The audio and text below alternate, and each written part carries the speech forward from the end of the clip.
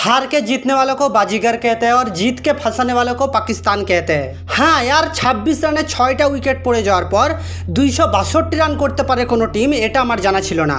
জানি না কেউ পারে কিনা, কিন্তু বাংলাদেশ এটা করে দেখিয়ে দিল। আর হ্যাঁ ভাই, যে মানুষটা টিমের জায়গা নিয়ে কোশ্চেন ওঠাচ্ছিল আজ 2-1 বছর আগে, আর আজ আমি তাদের মুখ থেকে জানতে চাই যে তারা কি বলবে এই ইনিংসটা দেখার পর। আর যদি আমি আপনাকে মেহেদি হাসান মিরাজের কথা বলি, তাহলে তাকে টেস্ট ফরম্যাটে একটা গ্রেট মানে একটা লেজেন্ডের নাম নেওয়া যায়।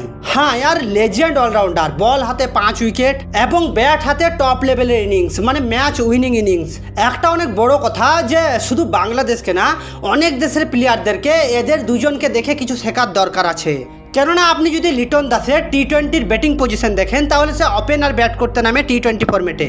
আর আজ সেই লিটন দাস 7 নম্বরে নেমে দেখিয়ে দিচ্ছে তাদেরকে, যারা নিজের ব্যাটিং পজিশন নিয়ে কথা বলে। হ্যাঁ, তাদেরকে বুঝিয়ে দিচ্ছে যে প্লেস ম্যাটার করে না, ব্যাটসম্যানের লেভেল ম্যাটার করে। আপনি যদি অরিজিনালি একটা গ্রেট ব্যাটসম্যান হয়ে থাকেন, আপনি যদি অরিজিনালি একটা লেজেন্ড ব্যাটসম্যান হয়ে থাকেন, তাহলে আপনি যে কোনো জায়গায় গিয়ে আপনি আপনার খেলা দেখিয়ে আসতে পারবেন।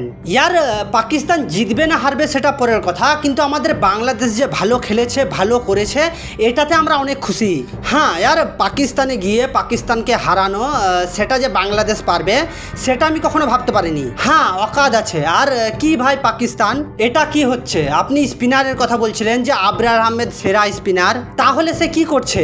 আমি আপনাকে আগেই বলেছিলাম যে আবরার আহমেদ ভালো বোলার, কিন্তু গ্রেট বোলার না। হ্যাঁ, সে খুব ভালো স্পিনার বলার না, কেননা ভালো স্পিনার বলার হলে সে উইকেট নিয়ে দেখিয়ে দিত। যেখানে আপনার পার্ট টাইম বলার সালমান আলী আগা 2টা উইকেট নিয়ে দেখিয়ে দিল।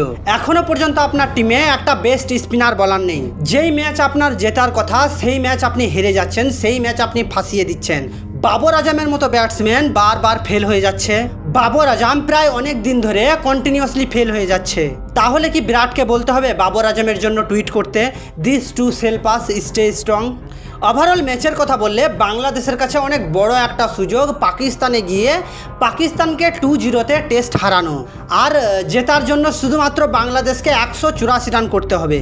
এটাতে আপনার কি মনে হয়, বাংলাদেশ কি পারবে পাকিস্তানকে 2-0-তে হারাতে?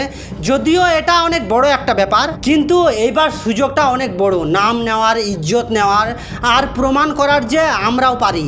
হ্যাঁ, লিটন দাসকে, মেহেদি হাসান মিরাজকে আবার একবার দেখাতে হবে যে আমরাও ইতিহাস লিখতে পারি, সেটাও নিজের হাতে। আর পাকিস্তানের সেকেন্ড ইনিংসের কথা বললে, পাকিস্তানের সব নামি দামি ব্যাটসম্যান এখনও পর্যন্ত কেউ 50 রান পার করতে পারেনি, আর চলেছে অস্ট্রেলিয়ার মতো পিচ বানাতে। তো চলুন দেখা যাক বাংলাদেশ এত বড় একটা সুযোগ পেয়ে কি করতে পারে। তাহলে চলুন দেখা হচ্ছে ম্যাচ শেষে, কিন্তু আপনি একটা সাবস্ক্রাইব করে যাবেন, না হলে দেখাটাও হবে না।